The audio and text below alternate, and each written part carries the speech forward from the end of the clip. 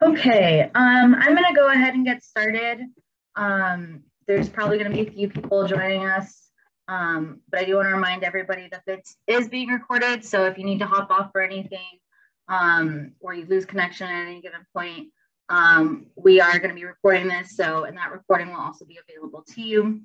My name is Alana Perez. I'm with the Ohio CDC Association. I'm the VISTA Program Director, and this is our VISTA Program TA webinar. Some of it's going to be formal, but most of it's going to be open to questions from you guys. But what I'm going to do is I'm basically going to walk through our application that you guys have available to you now, and then just kind of talk about some pointers that you should be considering when writing your application, as well as giving some examples, especially when it comes to the VAD, because that can be pretty challenging. So like I said, we're just going to do a brief overview of the VISTA project. We're going to go over our program rules. We're going to go over your sub-site application. We're going to go into depth about the VISTA assignment description, or the VAD, and then we're going to take questions. The way this is broken down is through sections of the application. And so after each section, I will open it up to questions. So you don't have to wait all the way to the end for your questions. But if you do have a question and you don't want to lose it or forget it, feel free to also send it in the chat. Lisa will be monitoring the chat, and she's going to keep track of all those questions as well.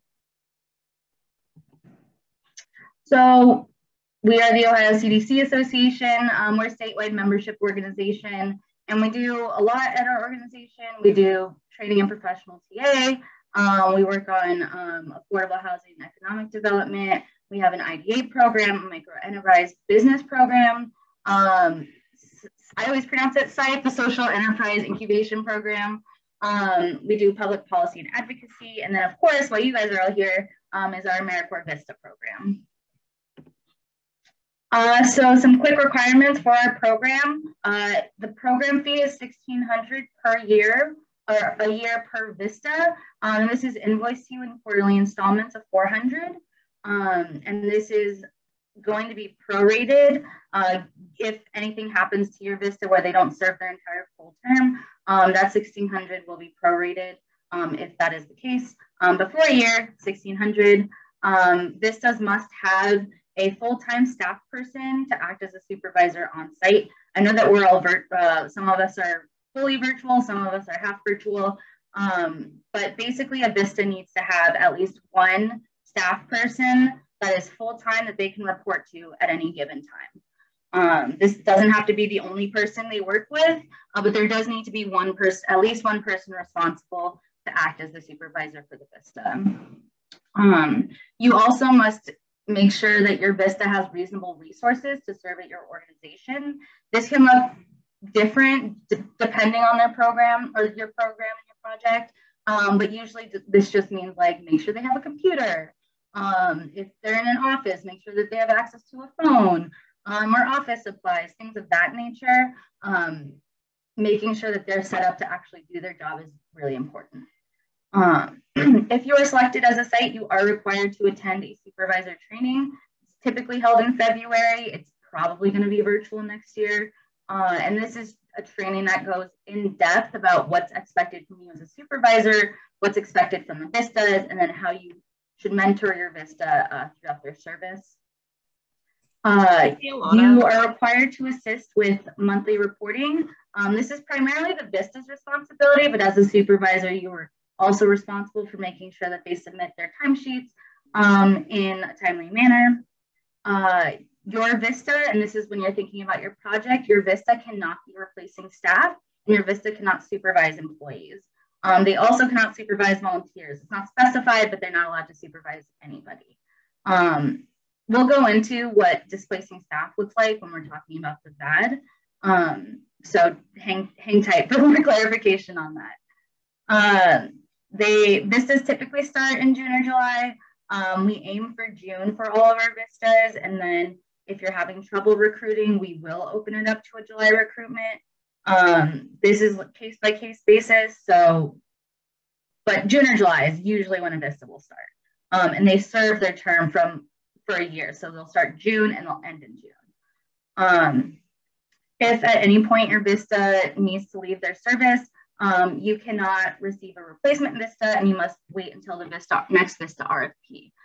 There are caveats to this. So if your VISTA was only there for, let's say, 2 months, we would probably work with you to find a replacement depending on the circumstances for which they left.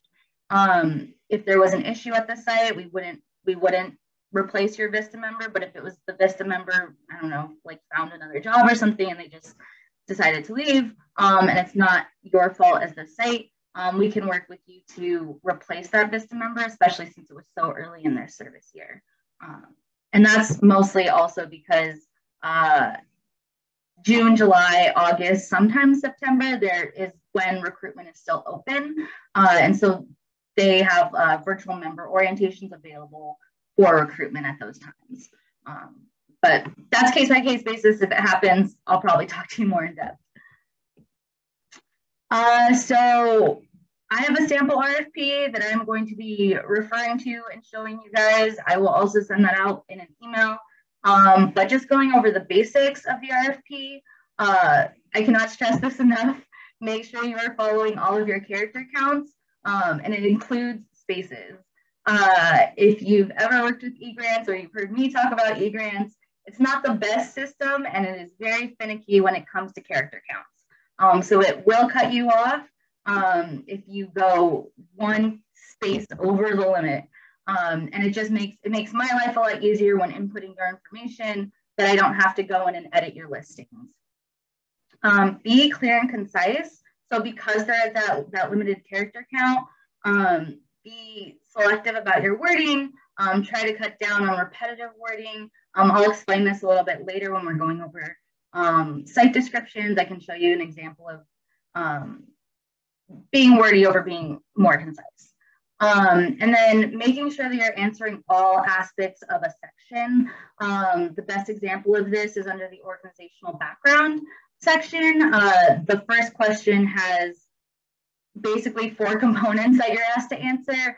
And one of the most common errors that we see is that you've answered 3 of them and you didn't answer the 4th one, which is about volunteer engagement. So just make sure that you're reading the full question and that you are answering all aspects of that question. So for the VISTA project design, you want to make sure that you have a very clear idea of what your VISTA is going to be doing. You need to make sure that you understand how your project ties to our OCDCA program goals and helps alleviate poverty. Your project design also needs to show sustainability after the VISTA is gone. It doesn't have to be after this year, especially if this is the 1st or 2nd year of your project. But you do have to have a plan for once those 3 years of your VISTA project is over, that when a VISTA leaves, your organization can maintain or build upon the work that they've done while they were there. Sustainability, the general idea is like year 1 is research and planning, year 2 is implementation, and then year 3 is like the finalization and hand off to staff. You do not need to follow this as a year by year process. If you wanted to do research and planning and implementation in 1 year, or implementation and handoff in 1 year, you can definitely do that. If you want to do all 3 in 1 year, sure. If it's a smaller project and you think it could be done, you know, great. But as long as you're clear about your plan to start and finish this project and how your organization is going to grow after that, make sure you're really clear about that. All of the objectives for the project should also be clear and concise. So what are you looking to get from your VISTA? Or what are you hoping that your VISTA will have achieved by the time their service is over? So we're going to look at an example. I'm going to share a different screen. Alana. Yes. Hey, Alana. Yes. So there's a little bit of this happening in the chat, and to me, it sounds like this is true, that like, can you just check your mic? Because there's some weird audio stuff that's happening that like wasn't happening when it was just you and I. Oh no. Okay.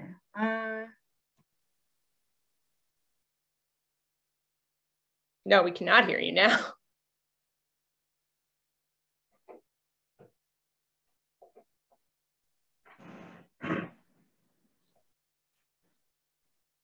Can you hear me?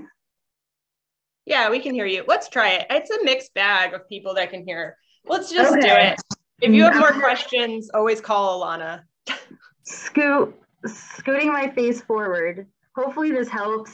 This has happened in our staff meetings too. I don't know. But Lisa will interrupt me if it continues to happen. Hopefully this doesn't show up in the recording. Okay, let's look at a sample RFP. Okay, so you guys should be able to see a Word document. Can you guys see a Word document? Okay, cool. So this is a sample RFP. It's all made up. If you look at it, it doesn't make any sense together as a project.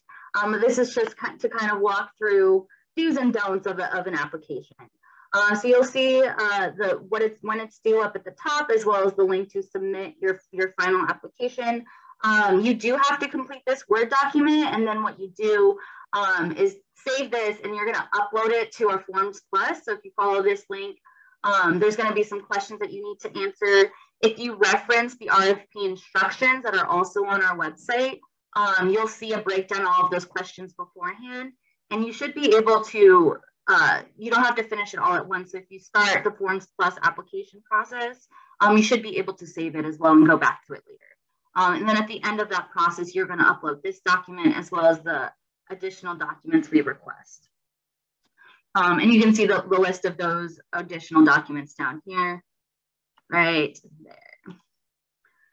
So the narrative, and this is, I'll recap what I said earlier about answering all the questions. There's going to be a little bit of organization information at the top before we get into the nitty-gritty of your project design. But right here where it says, please provide a brief narrative, there's the mission statement, organization history, current programs, and organizations working with volunteers. You want to make sure that you're answering all 4 of those components. Usually we'll see like 3 of them, and then we'll be confused as to what the mission statement is or what your experience is working with volunteers. So just make sure that you're answering all of that. When you're writing about your organization, consider how this fits into CNCS's mission, which is to alleviate poverty. But other than that, this is probably standard language for you if you're writing grants. So talking about your history, what you do now, what you're looking to do in the future, successful programs, how you previously approached volunteer engagement. This would be the section that you want to really highlight your organization as a whole. The second question, which is, will there be any major changes? This is, you can say no. That could be your answer, that's fine. If the answer is yes, just explain what that means. Looking into the next 12 months of your organization. Okay, VISTA project design. So this specifically, section 1, this is where you're talking only about your VISTA project and how it relates to your organization and communities that you're serving. So for this specific project, this application is requesting 2 VISTAs to work on 2 different projects. You are allowed to request up to 2 VISTAs. I just want to check in and make sure that everybody can still hear me. Okay, cool. So you can see here there's 2. There's the Lots of Green and Healthy Food Access Program, as well as the Neighborhood Planning and Housing Program. If you're looking to apply for 2 VISTAs, you can use this character count for each VISTA. So you don't need this to be 1, or this to be 1,000 and this to be 1,000. This one can be 2,000 and this one can be 2,000. That's fine. But this is where you're really going to explain overall what your VISTA project is, from start to finish. So even if it's not all within 1 year of a VISTA service, what you're planning to do, how you are planning to have it implemented, and then like any future planning for how it's going to help your organization in the long term. So this is where you would generalize your project before getting into the specifics of like objectives, activities. This is just like a brief overview of your project. And then, like I said, make sure that you are being clear. Like, so for this application, it's clear that this is for two, where you're saying one VISTA will help and one VISTA will help. Earlier, I mentioned looking at language and how you can sort of cut back on repetitive language. Usually, some people will write VISTA member and then continue to write VISTA member. If you just say VISTA, that will cut down on your character count. No, I'm not playing. Can everybody still hear me? Something weird popped up on my computer. Okay, what that is. So that's just like a pointer that I had when I was reading over an older version of the sample RFP. It kept saying VISTA member. You don't need to say VISTA member every single time. You can just write VISTA. That way, that'll cut down some characters for you. So yes, there's that section. Below that, you will see where we ask you to create a bulleted list. This is the only point of the application where you should have bullets in your response. There's another section where you might feel the urge to put a bullet in there, but please don't. It doesn't translate well to eGrants. It's a nightmare. So this is the only section where you should be using bullet points. And this is just where you're listing your objectives. So what you're hoping to achieve by the end of this service year. You can see 5 key vacant lots in strategic neighborhoods are repurposed. You can see 20 businesses and institutions will become partners. These can be ambitious. These can be something they don't even, when you write this, you're not like committing to that. These are just the goals for your VISTA to achieve during their service year. And then moving on to sustainability, this is where you really need to be clear about your long-term plans for this project. If this is your first year applying for a VISTA, you want to talk, or a VISTA project, you want to talk about the initial stages of the project. So if you just have an idea of what you want to do and you have the funding to do it, but you need someone to really come in and make a plan, that's perfect for VISTA. Whether that's researching, creating contact lists, collecting data, analyzing data, that is all perfect for a VISTA. And if that's the first year, you would specify that in the research and planning. And then you can be brief on the implementation and handoff if you don't know entirely what that looks like. You can reiterate your objectives down here, especially if this is your first year. It's going to be a lot harder for you to have an idea of what implementation will look like. But if you're in your second year of the VISTA project and you're already in the implementation stage, you really want to have this kind of built out of what you're looking to do within the next year with your VISTA. I know those are bullet points there, and I just was a hypocrite. You can use bullet points here too. There's only 2 sections where you should be using bullet points. Sorry about that, guys. But that's fine. This is just your sustainability plan. If you're in the 3rd year of your VISTA project, this handoff section should be your largest section, because this is where you are telling us, this is what the VISTA is going to do this year. And then it's out of VISTA's hands. It's going to be fully on staff to continue this project. We added an additional question, so if you haven't applied in the past couple of years, it's going to look new to you. We just kind of want to get a better understanding of what your previous VISTAs have done. If you're in year 2 or year 3 of your VISTA, doesn't have to be excessive, but just something brief that tells us what your previous VISTA has done, any challenges that they've had that you're looking to address in this upcoming year. And then, of course, addressing how this project is going to bring individuals out of poverty. I know it's hard to that's hard to say. That's a really difficult question to answer, because does any one thing bring individuals out of poverty? But how your project is addressing poverty is a good response. As long as you are defining a clear connection between this project and alleviating poverty.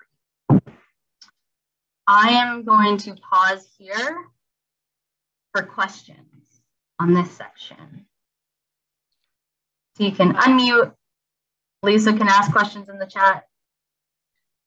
You can. Hi, Alana, can you hear me? Hi. Yes. Hi, I have a question for, I think it's letter D. If, oh, never mind, it said you can write NA. If not, that's my answer to my question. Never mind, okay. Thank you. No problem. And there were some questions in the chat that that I know I want the answer to as well. Got it. Let me look. I can do the questions in the chat. Okay. So it's easier. I know you're like multiple screens. So one of them I did answer, just to clarify that the $1,600 is for one VISTA. Yes. Okay. And then the question, some good ones. Are we required to pay the $1,600 if a VISTA is not found for the site or if they leave without a replacement? No. So that $1,600 is invoiced when you found a candidate and they have already been selected and are assigned to start. We will invoice you. If at any point, let's say in the first month, the VISTA leaves, we would prorate you for that time that they were there, which would be like, I don't know, like $100, probably less than. And then if you find a replacement VISTA, that $1,600 would kick in again, just because they're going to be there for a full year. If that VISTA also ends early, that would still be prorated. So you don't have to pay the $1,600 up front. And we would address that if your VISTA does leave, again, we would prorate it. So even if it's the $400, we wouldn't make you pay the next $400. If it's like $300 or $200 something, that's how we would do it. Thanks. And then have there been sites in the past who were unable to recruit a VISTA through the program? Yes, especially in these past couple of years have just been a nightmare for recruiting. And it's not just Ohio CDC. All of the VISTA programs across the nation have really struggled to find candidates, both because of the pandemic and then earlier this year we saw an increase in job opportunities. That combined with basically the VISTA program and CNCS are trying to keep up with demand for better benefits. And we've seen that slightly with increase to pay. But basically the struggle is VISTAs aren't paid enough. And their benefits at this point don't really outweigh what a lot of people are looking at, which is financial security. So it is a lot harder to recruit this year when it comes to VISTAs. We do have sites that, especially rural sites, that just the applicant pool is a lot smaller. We do what we can to get the word out. I do a check-in with sites around April to see where you are in the recruitment process. I'm hoping this year that I can collaborate with Ohio Association of Food Banks just to see if we can set up a system where we're expanding our own applicant pool within each of our organizations. But the truth is, it's really hard to recruit right now. I think if you're in a more populated area, it wouldn't be as bad, but the fact is it's really hard to recruit everywhere. So that is a challenge that we've had in the past couple of years and that I anticipate having again this year. On that note, I know there was another question that came in the chat, but on the note of recruitment, like, are sites allowed, if they're able to, allowed benefits like additional pay or a housing stipend or travel or etc.? Can they do stuff to make it more appealing for the VISTA? Absolutely. It gets a little weird when it comes to additional pay. I'll explain that in a second. But if your organization can provide a housing stipend, a grocery card, gas card, covering travel, anything like that is completely allowed by policies, and I highly encourage that if possible. When it comes to additional pay, you as a site cannot pay your VISTAs. But especially around the holidays, where you're getting, gift cards for other staff, VISTAs would be included as one of your staff members, even though they're paid by the Ohio CDC Association. I will just say that you cannot hand your VISTAs cash. That's as clear as I'm going to be.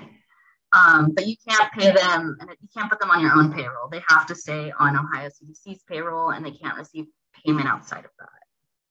I hope that answers your question. Thank you. Couple more questions in the chat, but also I know if you have a question, you don't have to type it in. You can unmute, just interrupt me. But going back to the examples you were giving specifically on the application, is research and the implementation and the handoff the three-phase structure referred to in section 2? Yes. Great. And then just to clarify, sites can offer free housing if that is an option. Yes, absolutely. And that will make recruitment a lot easier. If you can do that, awesome. If there's any benefits, and this kind of ties into that recruitment question, any benefits, additional benefits that your organization can offer, advertise it, like throw it in everything, because that will increase your applicant pool, as well as attract, qualified candidates. So. And then we have one more specific question, which I will preface with call Alana and talk through all specifics, but we do urban and rural farming in Johnstown, Ohio. Are we able to apply for a VISTA to work at the site? Yes, it depends on the project proposed. I'll explain this a little bit more when we get to the VAD, but VISTAs cannot do direct service, and they are only allowed to do indirect service.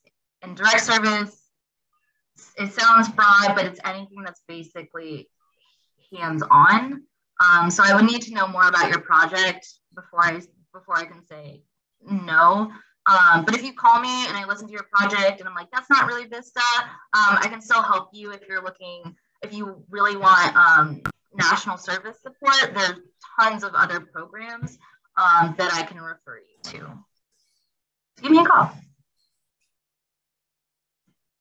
And then Judith, do you have a question? I don't see any more in the chat, but I see Judith is unmuted. Oh, sorry. I thank you so much. I thought I had put the mute back on, but I actually do. I joined late, and I don't know if you shared this earlier, so please forgive me if it's a repeat.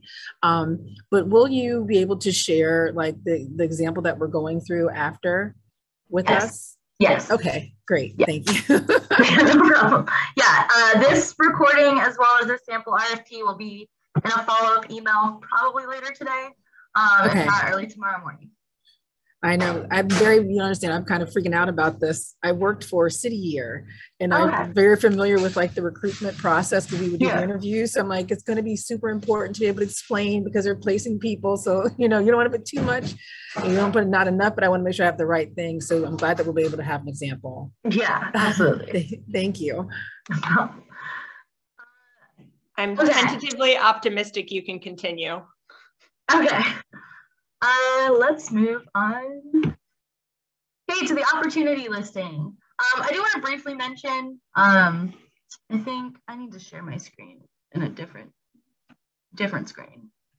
We're doing this one now. You probably saw it in your application. There's a milestone section. This is just for my personal guessing game that I play with CNCS when we're outlining our goals for our upcoming grant continuation. So fill this out to the best of your abilities. You are by no way committing to these milestones in your application. It just helps as a guide for me when I'm anticipating our organization's goals. So don't stress too much about it, but just fill it out as best you can. All right, the opportunity listing. So the opportunity listing is going to, there's 3 sections, right? So on page, I want to say like 10 of your application, there's going to be something that says Subsite VISTA Project Description. And there's going to be 3 sections that you really, really need to pay attention to. You should go into the section with the mindset that everything you're writing is for a job, like a job posting or job listing. So the TwoLiner it's very brief. I want to say it's like 200 characters. Yeah, 200 characters. And you really want to just attract the eye. So if someone's scrolling through all the listing of national service opportunities, you want to be able to like grab their attention as best as possible. So you don't need to be descriptive about the project, just like all of those flashy words that kind of grabs people's attention. You want to make sure that you're conveying aspects of your project. So community, adventure, self-expression, you know, having a purpose, providing for people, things like that, that people feel drawn towards, especially when it comes to national service. You want to be highlighting that in your two-liner. So here's a couple of examples of a two-liner. So on the left, you'll see very meh description. So to develop a sustainable volunteer recruitment and management system for environmental, you know, like it's not great. But if you revise it, it's kind of like, it's a little bit more like, what is this about? But our local trash could be a treasured opportunity in your life. Recruit volunteers and develop systems that create a litter-free and environmentally aware place. So that's better. There's still some things that I would probably change, but I think that's a pretty good two-liner that kind of outlines briefly what the VISTA might be doing, as well as the overall impact that they would be having. So you would be drawing in the attention for someone who is, you know, interested in the environment and interested in wanting to better their community through the environment. So those are two examples. The left is and the right is better. So play with this. You know, you can be fun with the two-liner because that's really like the first impression that any candidate is going to get when they see your job listing. So we're going to look at another example.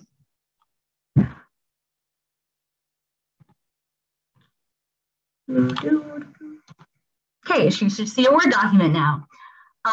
So this is just information repeated.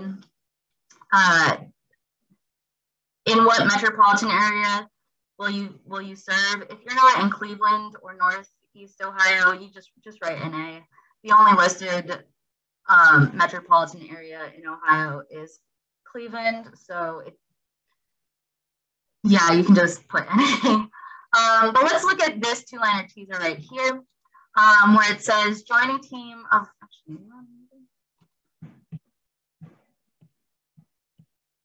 maybe that's better for you guys. Join a team of local do-gooders working together to improve our local food network for individuals and families in rural communities. Your role, cultivate relationships and increase collaboration. So that's brief. It's eye-catching for anybody that wants to do good in their community. You are telling them who they're going to be helping, so individuals and families in rural communities, and then what they can expect from the role, which is cultivating relationships and increasing collaboration. You know, you can throw in an exclamation point if you want, but that's a pretty good two-liner. It grabs your attention. If you see that you are interested in local food or helping rural communities, that would attract someone who is interested in those things or thinks they might be interested in those.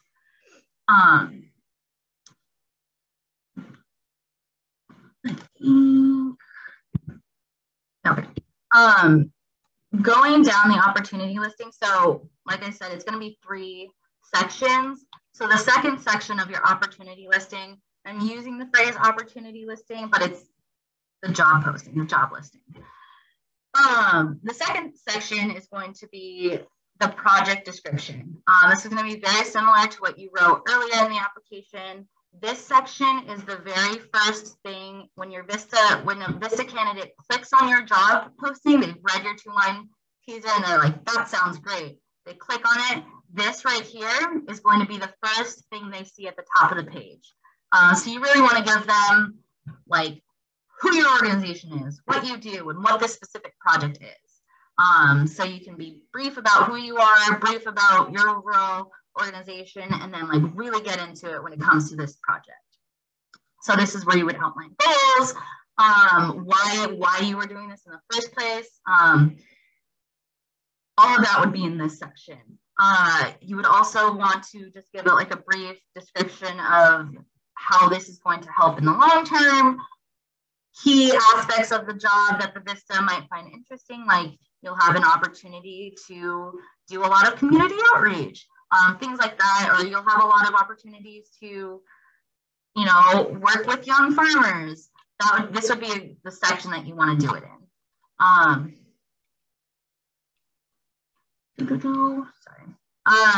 And then the second section, so the VISTA candidate has read this awesome project description.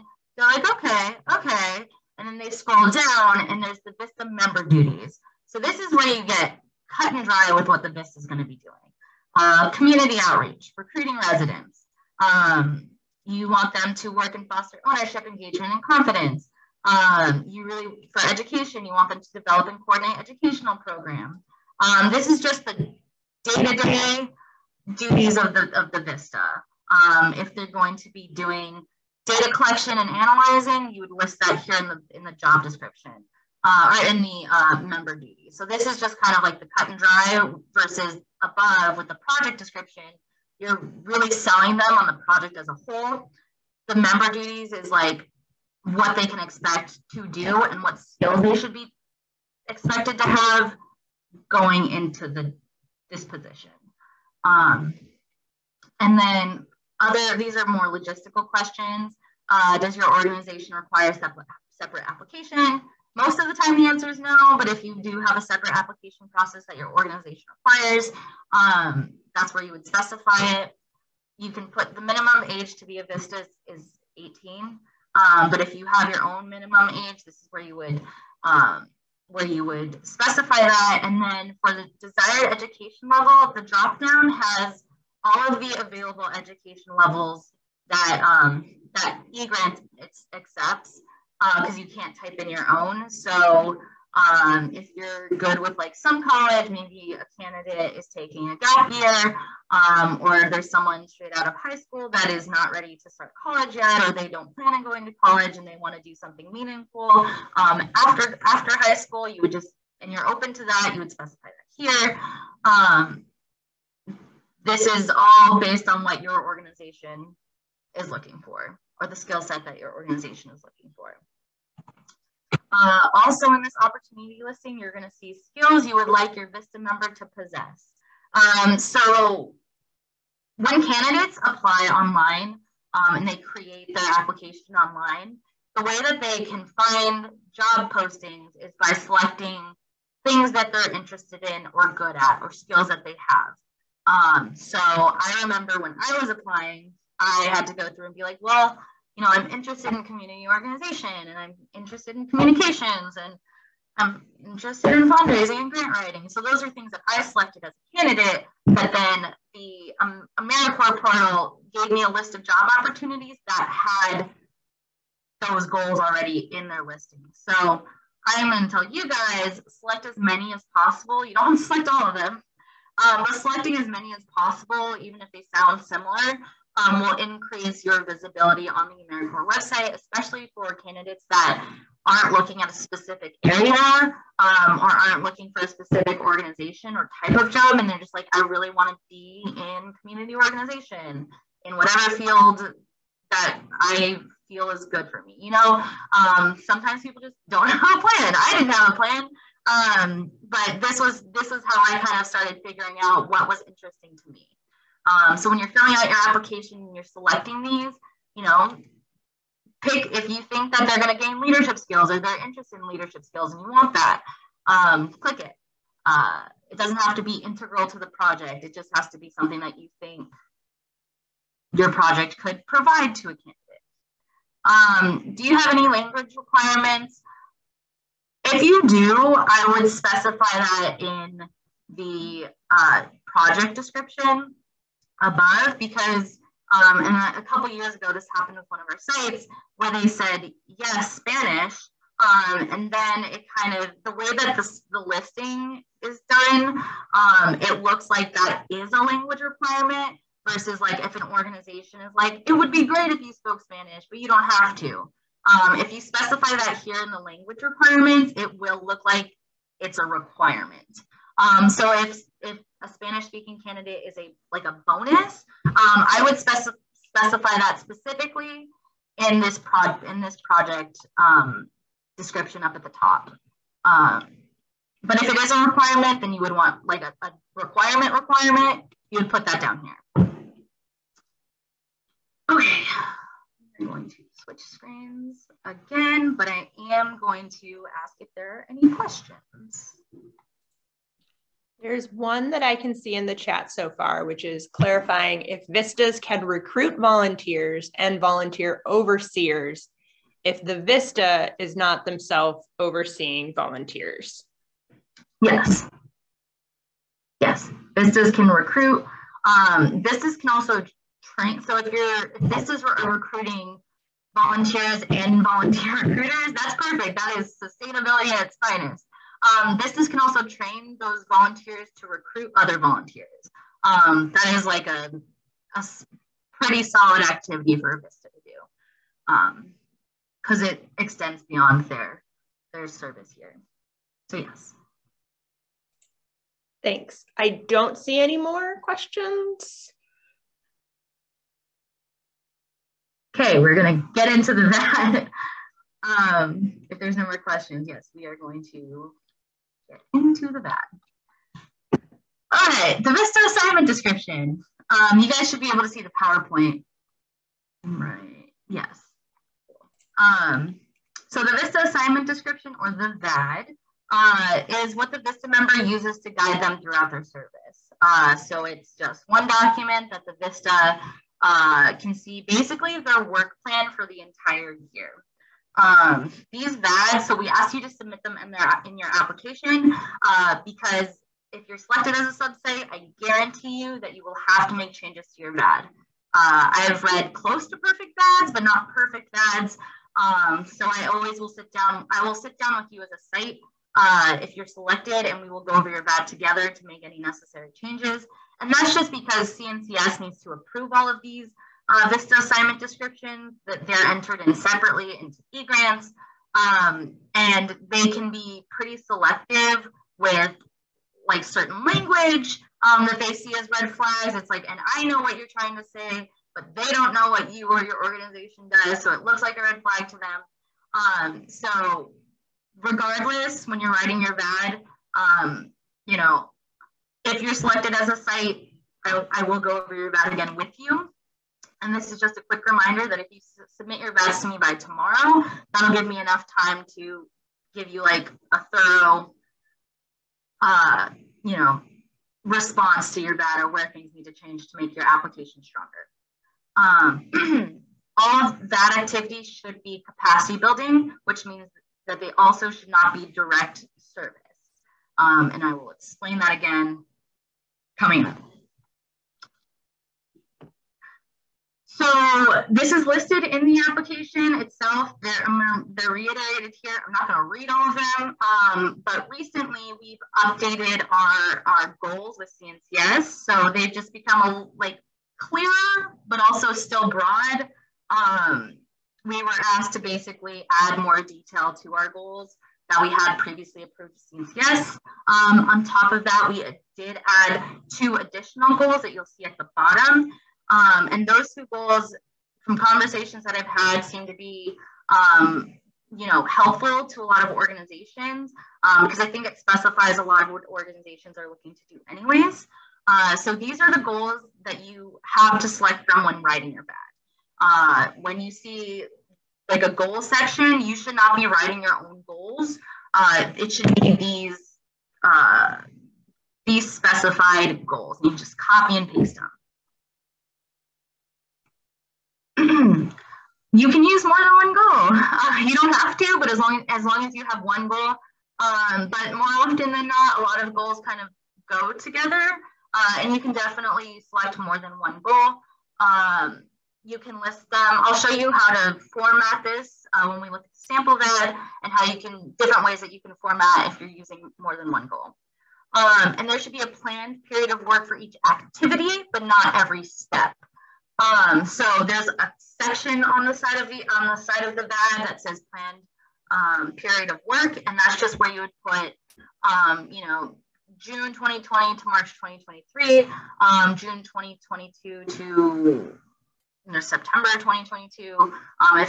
If the activity is going to be going on for the full year, you'd put June 2022 to June 2023. It doesn't have to be specific dates, times, as long as you're specific with the month and the year. You cannot reuse VADs that you've submitted previously or VADs that you've had a VISTA already work on. If you are writing a VAD for year 2 or year 3, your VAD needs to reflect the growth from previous years. Activities, when you write them, should be written as a complete statement with a why component. So you need to specify what the VISTA will be doing. So in this example, identify and implement new marketing and outreach strategies, and then why they're doing it. So like in order to increase community resident participation. So there should be the activity and the why together when you're writing your activity at the top. That's really, really important. I'll show an example of what I see most often that is a huge, is a big reason why we've rejected applications. This is just a helpful visual for VAD activities. So assess, act, and transfer. Any of these aspects going into your VAD are perfect. So VISTAs can assess current state of systems. They can assess, the historical environment. They can assess engagement activity of the targeted community. And then from that assessment, they can create tools. They can create processes or systems. And they can also work on transfer of knowledge, transfer of products, and transfer of relationships. Going back to what I mentioned about volunteer recruitment, them transferring the knowledge of how to volunteer, how to recruit volunteers to other volunteers is the perfect example of sustainability. So VISTAs are transferring the knowledge of volunteer recruitment to other volunteers to then recruit more volunteers. And it kind of just, it snowballs and keeps growing. So these are just things to consider when you're writing your VAD. These are, if they're assessing, if they're acting, or if they're transferring knowledge, it's probably a fine activity. And then this is how you should think about how VADs are used. So it's not just something you're writing in your application. This VAD is going to be with you throughout the VISTA service. So the VAD informs. So when you're doing outreach and recruitment, so you are looking for solid candidates, you're going to use the VAD as a recruitment tool. So basically you would just slide the VAD over to the candidate and be like, this is what you would be working on for a year. The VISTA can look at it. They'll see exactly what their next year might look like, and then decide, yes, this is awesome. This is what I want to do. Or, oh, this isn't what I was looking for, but thanks for letting me know. Because if they have no idea what they're getting into, that just increases the chances of them ending their service early. So using the VAD when recruiting is really, really helpful and important, because it also helps solidify in your mind what you're looking for in candidates. Like I said, you can use the VAD to identify if a candidate is the right fit, if they have the skills necessary for what you're looking to do in your VAD. And then once your candidate is onboarded, the VAD is basically used to check in with them, make sure that they're meeting all of their goals and expectations. It's used for the member to sort of be able to lay out, like, what do I need to do today? What are the long-term goals that I should be focusing on at this given point? And then the VAD is also really helpful for identifying challenges with your project. So the VAD is not set in stone once you write it. It's not set in stone once it's approved by CNCS. If there is a significant change to your VAD, like let's just say you were counting on program funding and that you don't have that funding anymore, or you need to restructure a few things because somebody left or a new person joined the team, you can definitely tweak the VAD. You can't radically change it, but if you wanted to add an activity or take out an activity and replace it with something, you can definitely do that. So when writing this, don't think that this is like the absolute final word on what your project is going to be, because we also understand that things change. So throughout your service year, if something does change, you can edit your VAD. And that's how it would be used throughout the VISTA service year. And then, of course, just assessing their performance and goals. When VISTAs submit their monthly reporting, they submit updates on their VAD. That's just kind of like helping them track where they are in the process of their projects. So, and then you get project success at the bottom. Let's look at an example.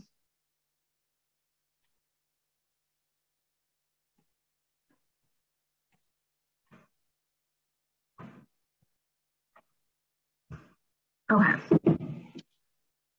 So, should be able to see a Word document. In your application, the goals are again listed up here for you to be able to reference and copy and paste. This just kind of reiterates what I also mentioned earlier about the planned period of work. Do not reuse VADs. Activities should be a complete statement. The VAD is worth 25% of your overall application's final score. That's a pretty big chunk because what your VAD does is tell us, like, in detail what you're looking to do throughout the year. It's the best overview of your project possible, and it breaks it down in a way that I better understand how this fits into OCDCA goals as well as CNCS goals. Because every time that I'm reading VADs, I'm thinking, not allowed, not allowed, not allowed, too vague for me to understand what's going on. So your VAD is really, really important, because if I look at a VAD and it's not detailed enough, or it has a lot of direct service in it, and I'm taking out those direct service components and I'm left with maybe like 3 months worth of work, that's not a well-written VAD. So you want to make sure that you're being as detailed as possible, which I know is challenging because you're looking at, June of next year going into June of 2023. And it's hard to think long-term like that. But these are goals, right? And so this is, your most ambitious self writing these VADs. And just walk in with the confidence that everything's going to happen. Because like I said, things change and then we can address those later. But you do want to make sure that you're spending a significant portion of your time working through your VAD. So this is what the VAD looks like. VISTA member name is, you probably don't know that yet. This stays the same. You would just put your subsite name in. You would leave this the same. And then assignment area, it's always going to say economic opportunity. That's our primary goal. And that's more of a logistics thing that I have to do. You don't need to worry too much about the assignment area. What you do need to focus on is the goal section. So you can see here, there are 2 goals that this application is looking to address. And these 2 goals, if I see them like this, I'm anticipating these 2 goals to be responsible for this activity. If you have these 2 goals and they're responsible for this activity, and then you have a new goal, you would put that new goal here, as well as the activity that that's built for here. If you have 3 goals and they're 3 separate goals, the application is only set up for 2 goals, but you can just literally copy and paste this section. You can add or subtract sections of the VAD as you see fit. For example, if I didn't need a 3rd objective, I would delete these sections right here, like so. And then, then I would be looking at these 2 objectives before going into this other goal. When writing this first goal, you can again select these 2 like this, or you can put all 3 goals up in one section. It really doesn't matter. If it helps for your own organization purposes that you're specifying by goals, that's great. But just for your information, when I'm submitting it, I'm adding all of the goals into one section, because you can't break the actual activities down by goal. It's just the way the system is set up. But here's an example of a pretty good objective. So using planning sessions and information from first project year, address needs of local food partners to increase capacity and reach more consumers by creating education tools, convening meetings, and organizing grant initiatives. So that has what they're going to be doing, as well as why they're going to be doing it to increase capacity and reach more consumers. And then these steps are just kind of breaking down what they'll be doing to achieve that project. So convening monthly meetings, researching and compiling information, creating multimedia information and references. And then they'll also be distributing information guides to the public. These steps should be sort of linear because if you can't create the infographics without the research. So like that's kind of how you would organize that. So just kind of thinking in your mind, here's the objective, here's the goals, what's the first step, what's the second step, what's the third step, and usually like the second step is reliant on the first step. Yeah. And then you'll see on the right-hand side here, an example of how long that's going to take. So if you anticipate one activity taking the full year, that's fine. Just specify that here. And that's one activity. Let's go through an example of a poorly written objective and steps. So you can already see there's not a ton of information. It just says partnership building and volunteer recruitment for volunteer home rehab. You read that and you have a lot of questions. Partnership building with who? Volunteer recruitment for what program? Is volunteer home rehab its own program, or is that like a general sort of phrase that they're using? You want to be a lot more specific in your objective. In steps 1, it says help strengthen partnerships with Habitat for Humanity and other groups to conduct a volunteer home rehabilitation. Adding more detail into that would be a lot more helpful. And I rewrote it again, definitely, that we'll go over. And then assist Habitat for Humanity and Rural Community Development Program with the volunteer recruitment and coordination of volunteer home rehabilitation activities. So this activity is like pretty fine. But overall, this objective and the steps don't really give me a lot when understanding what the activity is. I think I know what the goals are, and then you see that it's just planned in the summer. That tells me nothing. I need months. So let's look at a better example. So build partnerships in the community and strengthen volunteer recruitment strategies for the volunteer home rehab program in order to create a more reliable and efficient recruitment method for rural community development, which is the organization that is applying in this fictional RFP. This is also just another side note. You always want to spell out any acronym the first time you use it, and then throughout the rest of throughout the VAD, you can just use like RCD or something like that. Whatever your acronym is, just as long as you spell it out the first time you use it. Then that's just like a small thing that I often have to correct when I'm looking at VADs. And then you can see there's just more steps that kind of break down what I'm assuming would be happening in these steps up here. So strengthening the partnership with Habitat for Humanity to further develop their home rehab program and network. And then on top of that, and this is kind of built into step 1, is researching other community organizations similar to RCD who also provide home rehab. So this kind of breaks down an old step into 2 new steps, and that further clarifies that like the VISTA will need to do research for that outreach to other organizations.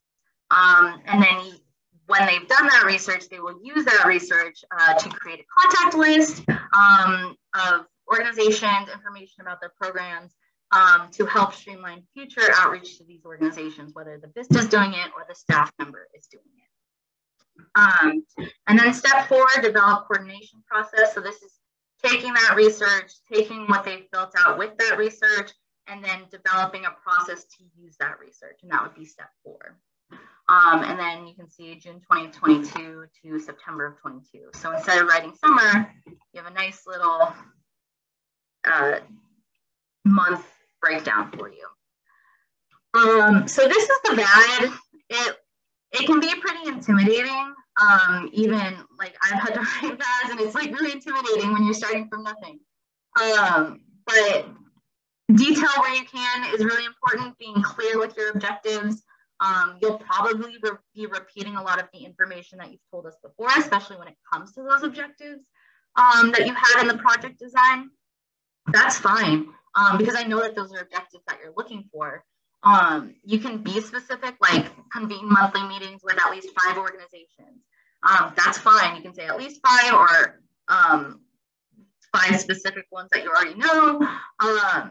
Being detailed in the VAD cannot hurt you.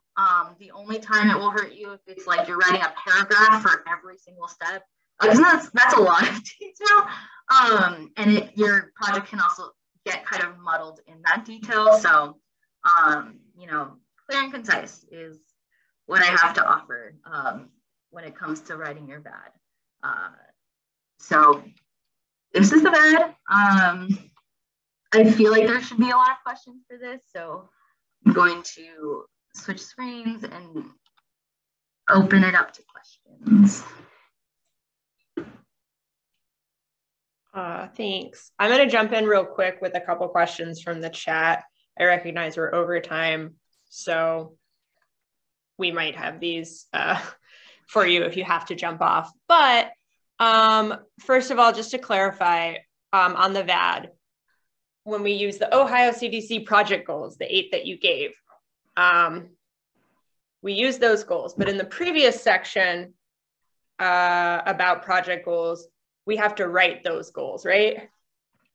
Yes, I see how that could be confusing. When writing your VAD, you are using the 6.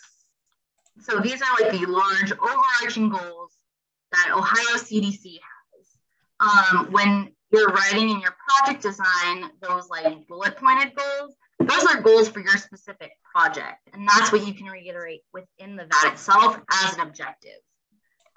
But when you're using the OCDCA organization goals, those are just the broad project goals that we've previously approved with CNCS.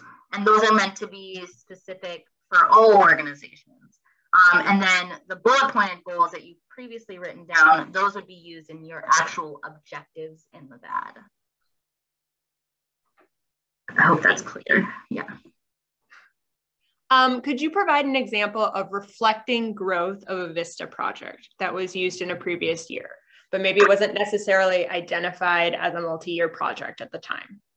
Yeah, absolutely. So let's just say that you wanted to completely revamp a volunteer training curriculum, and you had a really outdated process for tracking volunteers. And so you brought in a VISTA to completely overhaul volunteer recruitment and maintenance at your organization. And the first year, the VISTA basically, you know, collected data from current volunteers, asked them, what would you like to see better as a volunteer? If your VISTA was also collecting or doing research on other organizations and how they do volunteer management, as well as like researching volunteer databases that your organization can invest in. And then they did all of that research, looked at all of that and said, this is what your organization needs to do, but then their service is over. So they've kind of laid the groundwork for a volunteer process and system, but then you need someone else to actually like implement it. So when writing your second year VAD, you could say, previously our VISTA identified a system that we will be investing in to track volunteers going forward. They've analyzed what current volunteers would like to see in the future that our previous VISTA has also outlined. And now our VISTA for this upcoming year is going to take that analysis, start working on implementing that new volunteer system, whether that's data transfer, whether that's you know, figuring out how to make this new process and this new system clear for all the current volunteers to better understand how they'll now be tracking time or now be receiving communications. That implementation process in your second year project, just reference what your VISTA did in the first year. It can just be like basically their successes of the first year. They identified a system. They identified issues within the current process, and they created a plan to address those problems. Thank you. And then again, if you have questions, put them in the chat or you can unmute, because I only have this other question, which is how do you distinguish on the VAD that you're applying for 2 VISTAs? You would write 2 VADs.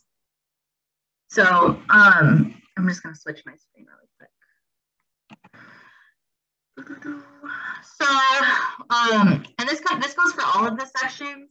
A lot of these is probably applicable to two, like the recruitment process. You don't need to answer that twice because that's going to be the same for the VISTA, as well as like supervision and, you know, VISTA support. The only time that you're going to be duplicating things if you're applying for two VISTAs is in the project description, as well as the project description, the two-liner, the member duties. You'll need to duplicate that. If this is the same for both, then you'll be duplicating that. Or if you don't need to duplicate that. And then when you're writing a VAD and you're writing two, you can literally just copy and paste a blank VAD onto a new page. And then up at the top here,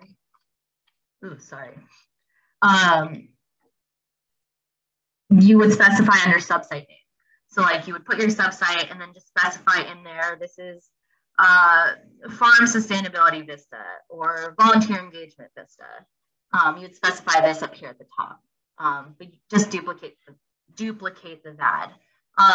But if your VAD if it is a large project for this, but it's one project that you're looking to have two people work on, you can use one VAD for that, even if you're applying for two VISTAs, but your VAD needs to reflect enough work for two people to work on the same project. So your VAD needs to have a lot in it to indicate to me that this is not only enough for one person, this is enough for two people to do within a year.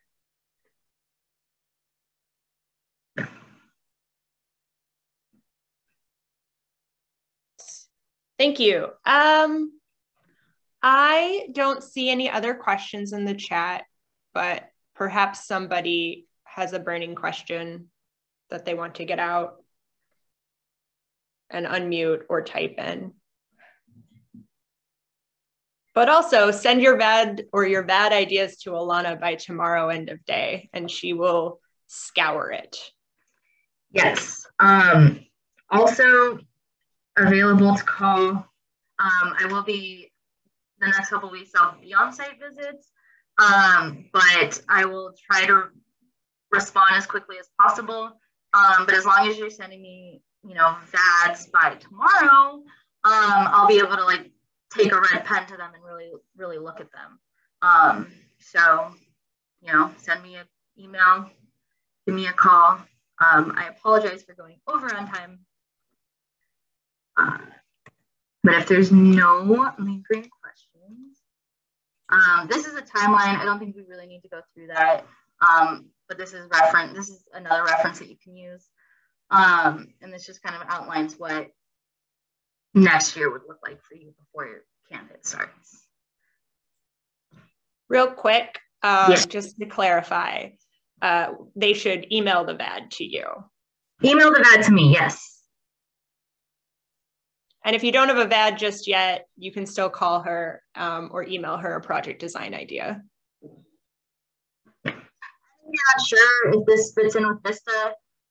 You can still give me a call and I can tell you yes or no. And if I say no, I'll be like, this sounds more like a NCCC project or AmeriCorps or State and National project. So, yeah.